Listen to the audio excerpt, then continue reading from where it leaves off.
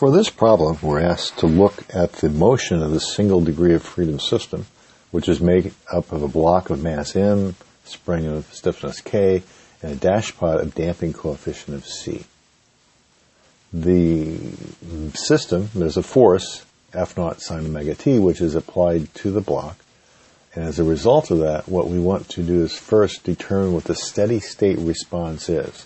What is the long time solution for x after the transients had died away?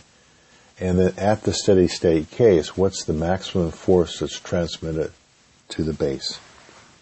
So we start out, as we do in all problems in vibrations, by drawing our FBD. Being we have only one particle of mass, so it's just a single free body diagram that we need to draw. So if I look at the forces that are acting on this block, I got the applied force F0 sine omega t. X is defined positive to the right.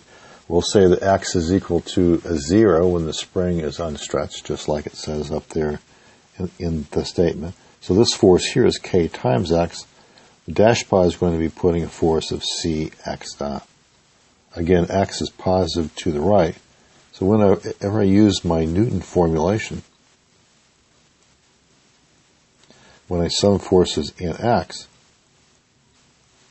what I'm going to have is the applied force F sine omega nt minus Kx minus Cx dot, and that is equal to ma. A in this case is x double dot. So we have the very standard form of our equation of motion. The equation of motion in this case is mx double dot plus cx dot plus kx is equal to F0 sine omega t. If we solve this, we solve for the steady state. We know that the general form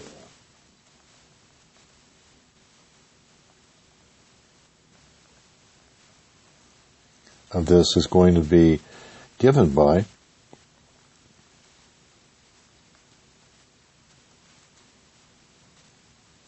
F0 over K divided by the square root of 1 minus omega over omega n squared, square root plus the square of 2 zeta omega over omega n, that whole quantity squared like this, times sine omega t. Phase shifted by some angle there of phi.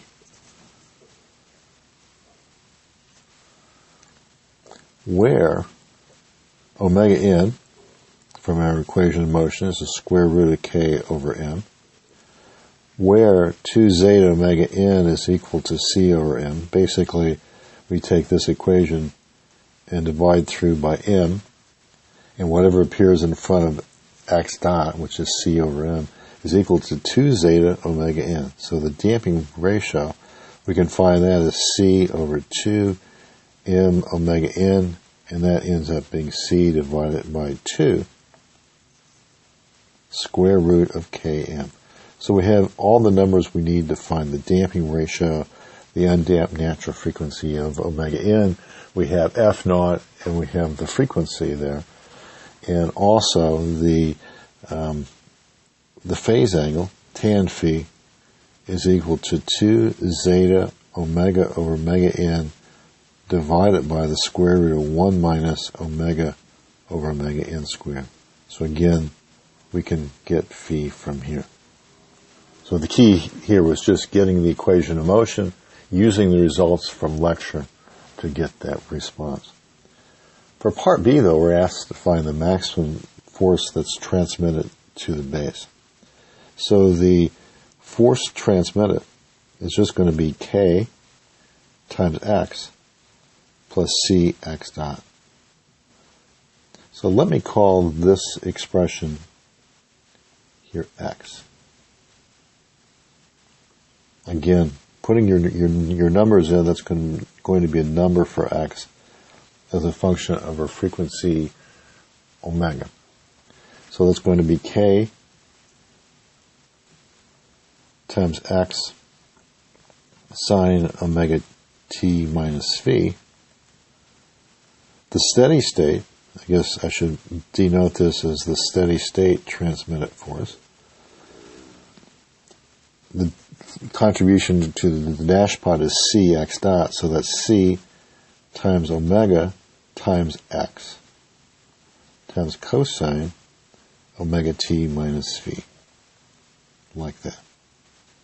So what we have here is a phase-shifted sine with an amplitude in front, a phase-shifted cosine with a different amplitude in front of that.